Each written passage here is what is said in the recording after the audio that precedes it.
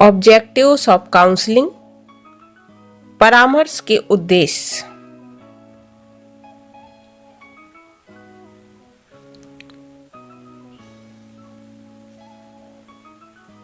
मनोविज्ञान का मुख्य उद्देश्य क्या है? मनोविज्ञान का मुख्य उद्देश्य मानव व्यवहार और अनुभूति का वैज्ञानिक विश्लेषण करना और ज्ञान का विकास करना रहा है। वहीं परामर्श का मुख्य उद्देश्य क्लाइंट की सहायता करना रहा है। तो परामर्श के मुख्य उद्देश्य आपको बताया, इसका प्रमुख उद्देश्य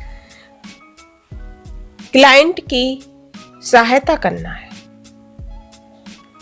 अब इसके मुख्य उद्देश्यों को हम 5 सब पॉइंट्स में 1 बाय 1 डिस्कस करेंगे, किस तरह से व्यक्ति की सहायता और उससे रिलेटेड कौन कौन से पॉइंट्स आते हैं।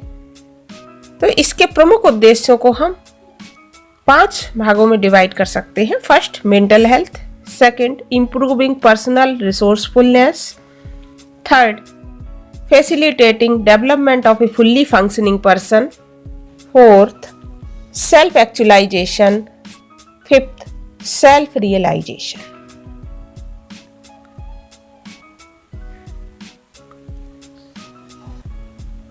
फर्स्ट पॉइंट, मेंटल हेल्थ, मानसिक स्वास्थ्य।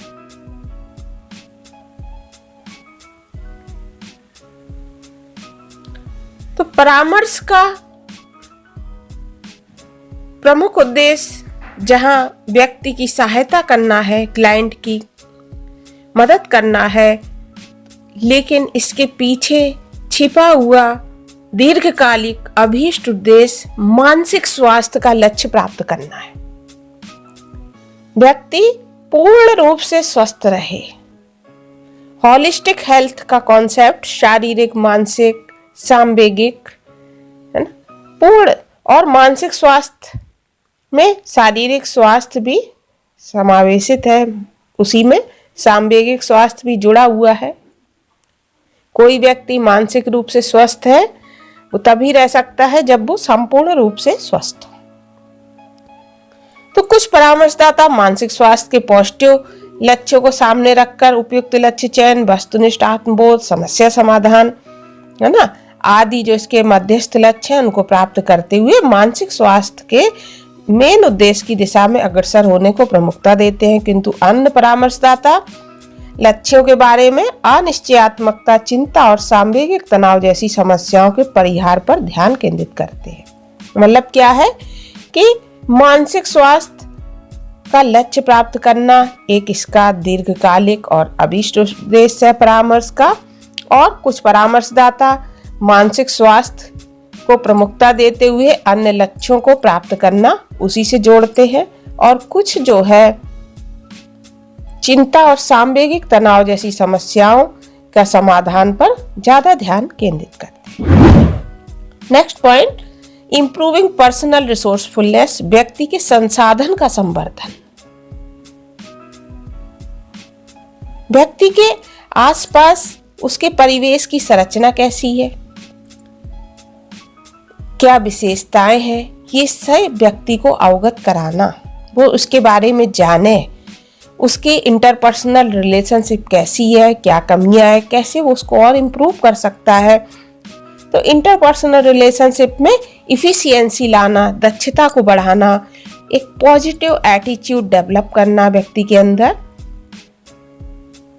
और समस्याओं के समाधान करने के लिए उसके अंदर एक मोटिवेशन जगाना कि उसके पास क्षमता है, वो अपनी समस्याओं का समाधान कर सकता है। जीवन में समस्याओं का आना स्वाभाविक है, बट समस्याओं का समाधान पॉसिबल है, और उसके अंदर भी वो क्षमता है। इसको लिए उसको मोटिवेट करना, उसमें एक प्रकार की तत्परता, रेडीनेस डेवलप करना, उसका कॉन्फिडेंस बढ़ाना, और इस तरह से जीवन के जो लक्ष्य है उनको प्राप्त करने में व्यक्ति की मदद करना। तो इस तरह से उसके पर्सनल जो रिसोर्सफुलनेस है उसको बढ़ाना। व्यक्ति के संसाधन क्या है, उसकी अपनी क्वालिटीज, उसका पॉजिटिव एटीट्यूड, उसका कॉन्फिडेंस, यही उसके पर्सनल रिसोर्सेस होते हैं। सूझबूझ, असर्टिवनेस, दृढ़ निश्चयात्मकता, अपनी क्षमताओं और सीमाओं की पहचान, क्या उसकी कैपेसिटीज है, क्या लिमिटेशंस है, ये भी व्यक्ति के लिए बहुत ही उपयोगी संसाधन माने जाते हैं। तो इन सब से काउंसलर अवगत कराता है और उसके जो संसाधन का संवर्धन करना काउंसलिंग का प्रमुख उद्देश्य माना जाता है। एक प्रमुख उद्देश्य इस प्रकार व्यक्ति को भविष्य के लिए उसके जो पर्सनल रिसोर्सफुलनेस है, उसके जो निजी संसाधन है, उसकी दृष्टि से उसको संपन्न करना होता है। बहुत सी क्षमताएं, योग्यताएं व्यक्ति के अंदर होती हैं लेकिन उसको पता नहीं होता है, तो यहाँ पे काउंसलिंग व्यक्ति के संसाधन का संवर्धन करने का उद्देश्य भी एक प्रमुख उद्देश्य है, जिसको कि जो है संपन्न करता है। Third point, facilitating development of a fully functioning person, प्रकार्यात्मक दृष्टि से संपूर्ण व्यक्ति का विकास सहज बनाना।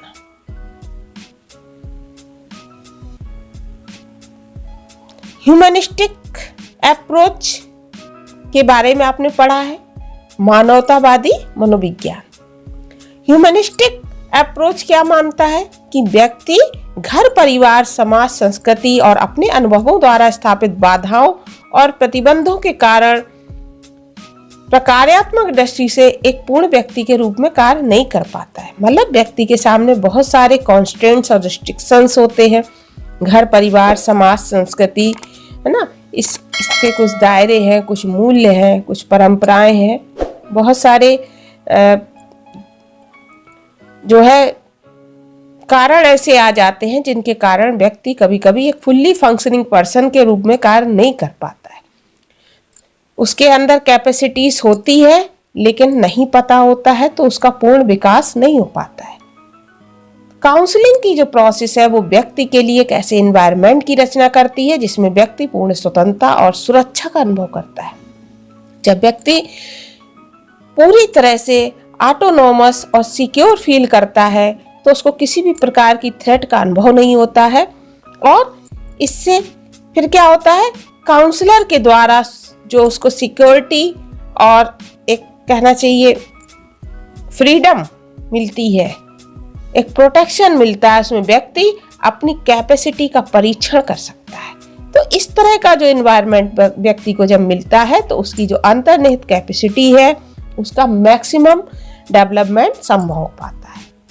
तो इस तरह से परामर्श का एक प्रमुख उद्देश्य प्रकार्यात्मक दृष्टि से संपूर्ण व्यक्ति का विकास सहज बनाना है कि व्यक्ति के अंदर जो क्षमताएं हैं उसका वो पूर्ण रूप से डेवलप कर पाए। ये भी इसका एक प्रमुख उद्देश्य है। नेक्स्ट पॉइंट, सेल्फ एक्चुअलाइजेशन, स्व आत्मीकरण। रोजर्स, जो कि एक सेल्फ थ्योरिस्ट के रूप में जाने जाते हैं, रोजर्स के अनुसार प्राणी के अंदर अनुभवशील व्यक्ति के स्व के उन्नयन, आत्मीकरण, एक्चुअलाइजेशन की मूल प्रवृत्ति होती है। रोजर्स ने क्या बताया कि व्यक्ति के अंदर अपने सेल्फ एक्चुअलाइजेशन की एक मूल प्रवृत्ति पाई जाती है। व्यक्ति अपने सेल्फ के मेंटेनेंस और उसको ऊपर उठाने की, उसके उन्नयन की चेष्टा करता है। इस सेल्फ एक्चुअलाइजेशन की प्रवृत्ति के कारण ही प्राणी इन्वायरमेंट के उन एस्पेक्ट्स पे ध्यान देता है जिनमें व्यक्ति के लिए पूर्णता की दिशा में अग्रसर होने की संभावना निहित होती है। सेल्फ एक्चुअलाइजेशन की मूल प्रवृत्ति पाई जाती है, इसके कारण व्यक्ति इन्वायरमेंट के उन एस्पेक्ट्स पे ध्यान देता है जहां से वो इस पूर्णता को प्राप्त कर सकता है। पॉसिबिलिटी कहाँ है, इस पर उसका ध्यान जाता है। तो सेल्फ एक्चुअलाइजेशन क्या होता है? सेल्फ एक्चुअलाइजेशन व्यक्ति की एकमात्र प्रवृत्ति या अभिप्रेरणा होती है और स्व आत्मीकृत या पूर्ण मानव के रूप में विकसित होना व्यक्ति का एकमात्र लक्ष्य होता है। किंतु कभी कभी पेरेंट्स, टीचर्स और अन्य जो भी सिग्निफिकेंट अदर्स पर्सन्स होते हैं व्यक्ति की लाइफ में, उनके द्वारा जब बच्चों का नेगेटिव वैल्यूएशन किया जाता है, नकारात्मक मूल्यांकन किया जाता है, तो इस ये जो प्रोसेस है फुल्ली फंक्शनिंग पर्सन बनने की, उसमें व्यवधान और विकृतियां आ जाती हैं। तो काउंसलिंग का मुख्य उद्देश्य या एक प्रमुख उद्देश्य व्यक्ति को बिना किसी शर्त के अनकंडीशनल पॉजिटिव रिगार्ड का अनुभव उपलब्ध कराना होता है। काउंसलिंग में ऐसा नहीं होता कि यदि तुम ऐसा करोगे तो ये होगा। यह कोई कंडीशंस नहीं लगाई जाती हैं। व्यक्ति को बिना किसी शर्त के उसके अंदर की कैपेसिटीज को बता के, उसके आत्मविश्वास को जगा के, उसके सकारात्मक सम्मान का अनुभव उसको कराया जाता है, जिससे कि उसका स्व आत्मीकरण, सेल्फ एक्चुअलाइजेशन संभव हो सके। रोजर्स की तरह गोल्डस्टीन भी सेल्फ एक्चुअलाइजेशन पे बल दिए हैं। Goldstein self actualisation, self realisation और इनहेरेंट पोटेंशियलिटीज के विकास पे बल दिए। और नेक्स्ट उद्देश्य सेल्फ रियलाइजेशन, आत्मसिद्धि। गोल्डस्टीन के अनुसार व्यक्ति की सभी आवश्यकताएं जीवन के सर्वोच्च लक्ष्य की अभिव्यक्ति मात्र होती है। और गोल्डस्टीन ने बताया कि जीवन का सर्वोच्च लक्ष्य क्या होता है? सेल्फ रियलाइजेशन जीवन का सर्वोच्च लक्ष्य। अब सेल्फ रियलाइजेशन क्या होता है? सेल्फ रियलाइजेशन का मतलब होता है कि व्यक्ति कंटिन्यूअसली अपनी जो इनहेरेंट पोटेंशियलिटीज है उनका पूर्ण रूप से विकास कर सके, उसको प्राप्त कर सके। व्यक्ति की क्षमताओं को उनकी वरीयताओं और उस कार्य के माध्यम से जाना जा सकता है जिसे वह सर्वोत्कृष्ट रूप से संपन्न करता है। अलग अलग व्यक्तियों में अलग अलग तरह की अंतर्निहित क्षमताएं होती हैं। प्रत्येक व्यक्ति की कैपेसिटीज अलग अलग होती है।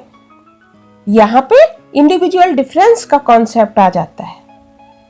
प्रत्येक व्यक्ति की योग्यताएं, अभिरुचियां, क्षमताएं अलग अलग होती है। अतः काउंसलिंग प्रोसेस का उद्देश्य व्यक्ति की जो अंतर्निहित क्षमताएं हैं उनको ध्यान में रखते हुए व्यक्ति को उसकी निजी क्षमताओं की सिद्धि की दिशा में सहायता देना होता है।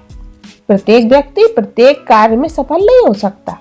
उसके अंदर उसकी अपनी कैपेसिटीज है, उसकी अपनी यूनिकनेस है, तो उसकी अपनी जो विशिष्टता है उसके अनुरूप वो अपने जीवन के लक्ष्यों को प्राप्त कर सके, अपनी योग्यताओं का पूर्ण विकास कर सके और आत्म सिद्धि के लक्ष्य को प्राप्त कर सके। क्योंकि जब उसकी अंतर्निहित क्षमताएं का पूर्ण विकास हो जाएगा तभी आत्म सिद्धि की प्राप्ति हो पाएगी।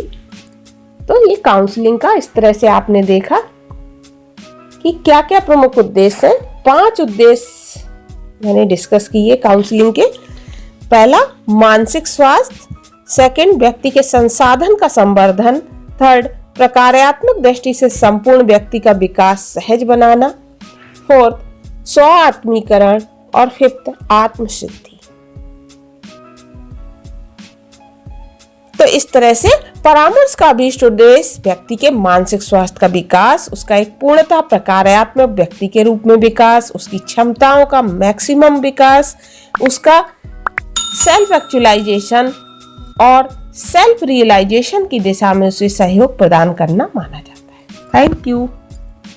उम्मीद है ये वीडियो आपको पसंद आया होगा और यदि आपको ये वीडियो पसंद आया है तो इसको लाइक करना ना भूलें और अपने दोस्तों को शेयर करना ना भूलें।